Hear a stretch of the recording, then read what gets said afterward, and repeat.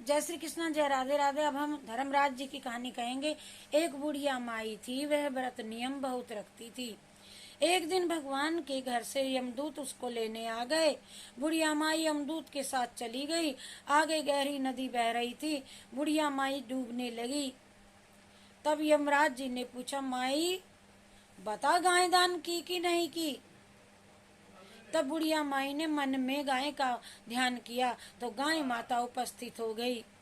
गाय की पूंछ पकड़ करके बुढ़िया माई बैतरणी नदी को पार कर गई और आगे उसे काला कुत्ता मिला, उसको खाने दौड़ा। तब यमराज जी ने कहा, ये माई तने कुत्ते को रोटी दी क्या ना दी? बुढ़िया माई ने मन में कुत्ते का ध्यान किया तो कुत्ते चले गए। आगे चली तो काले कौवा बुढ़िया माई को चोंच मारने लगे। तब यमराज जी ने कहा, माँ ब्राह्मण की बेटी के सिर में तेल लगाने को दिया ना दिया? बुढ़िया माई ने ब्राह्मण की बेटी का ध्यान किया तो कौवे ने चोंच मारना छोड़ दिया। आगे गई तो पैरों में कांटे चुभने लगे। तब यमराज जी ने कहा कि ये माँ, बुढ़िया माँ चप्पल दान की या नहीं?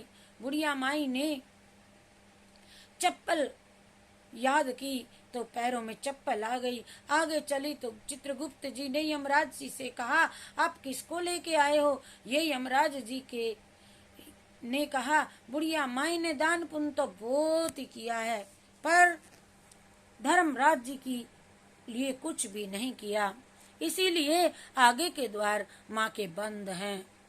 तब बुढ़िया माई बोली कि मुझे 7 दिनों के लिए धरती पर जाने की आज्ञा दे दो। 7 दिनों तक कहानी सुनकर उद्यापन करने के बाद वापस आ जाऊंगी। बुढ़िया माई वापस धरती पर आ गई। पूरे गांव में ये खबर फैल गई कि बुढ़िया माई भूतनी रूप धारण करके आ गई। और वह जब अपने घर को गई तो बेटे बहू ने भूतनी समझ करके द्वार बंद कर दिए। तब उसने अपने बेटे और बहू को कहा, मैं भूतनी नहीं हूँ, मैं तो धर्मराज जी के कहने के अनुसार वापस आई हूँ।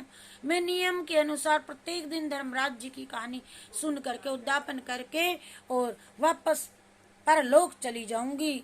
ये सुन करके बेटे ने उद्यापन की पूजा की सारी सामग्री एकत्रित कर दी, लेकिन कहानी का हुंकारा किसी ने नहीं भरा।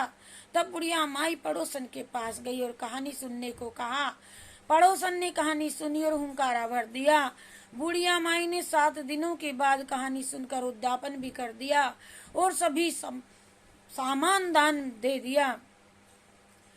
कर दिया। और तब धर्मराज जी ने बुढ़िया माई के लिए धरती पर विमान भेजा। विमान देख सारी गांव वासी स्वर्ग जाने को तैयार हो गई।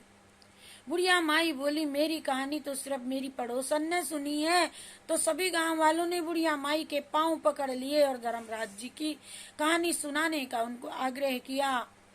कहानी सुनने के पश्चात सभी विमान में बैठकर स्वर्ग पहुंचे तो धर्मराज जी ने कहा कि मैंने एक बुढ़िया माई के लिए विमान भेजा था, पर यहाँ तो सभी ग्रामवासी एकत्रित हो गए।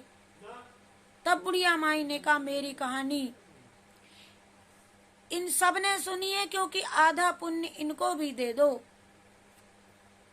तब धर्मराज जी ने सभी गांव वासियों को स्वर्ग में वास दिया। सो हे धर्मराज जी, महाराज जैसे बुढ़िया माई को स्वर्ग में वास दिया, वैसे सभी कहते सुनते हुंकारा भरने वाले को स्वर्ग का वास दो। बोलो धर्मराज जी की जय। धर्मराज की जय।